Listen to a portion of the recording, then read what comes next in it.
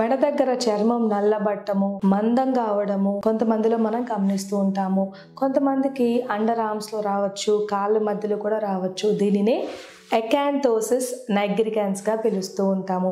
Acanthosis nigricans రావడానికి ముఖ్యమైన కారణం ఇన్సులిన్ రెసిస్టెన్స్. అంటే వీళ్ళ శరీరంలో ఇన్సులిన్ తయారవుతుంది, కానీ అవసరమైన దానికన్నా ఎక్కువగా రిలీజ్ అవుతూ ఉంటుంది. ఎందుకంటే శరీర కణాలు ఇన్సులిన్కి రెస్పాండ్ అయ్యి బ్లడ్లో షుగర్ లెవెల్ని తీసుకో, కాబట్టి బాడీ అనేది ఎక్కువగా ఇన్సులిన్ తయారు చేయాల్సిన అవసరం ఉంటుంది.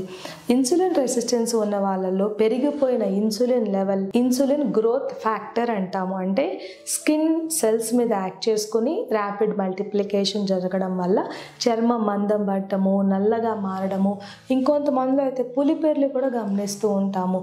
ఇవన్నీ కూడా ఇన్సులిన్ రెసిస్టెన్స్ లక్షణాలండి.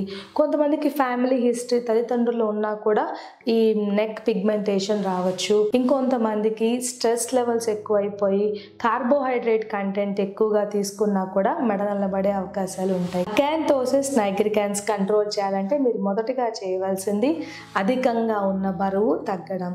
రెండవది ఇన్సులిన్ రెసిస్టెన్స్ని తగ్గించుకోవాలంటే మీరు ఆహారం తీసుకునేటప్పుడు కాంప్లెక్స్ కార్బోహైడ్రేట్స్ తీసుకోండి. బ్రౌన్ రైస్, మిల్లెట్స్, ఈవినింగ్ జొన్న రొట్టెలు కానీ చపాతీ కానీ తీసుకుంటే ఇన్సులిన్ రెసిస్టెన్స్ గ్రాడ్యువల్గా తగ్గిపోతుంది. బేకరీ ప్రోడక్ట్స్, మైదాతో చేసిన బిస్కెట్స్, బ్రెడ్ అటువంటివి అవాయిడ్ చేయండి. రెగ్యులర్గా వ్యాయామం చేయడం వల్ల కూడా ఇన్సులిన్ రెసిస్టెన్స్ తగ్గి ఈ మెడ దగ్గర నల్లబట్టం తగ్గుతుంది. కొంతమందిలో లైఫ్ స్టైల్ మోడిఫికేషన్ చేసినా కూడా తగ్గకపోతే రెటినాయిడ్స్, క్రీమ్స్ వంటివి ఇచ్చి ఈ పిగ్మెంటేషన్ని మనం కంట్రోల్ చేసుకోవచ్చు.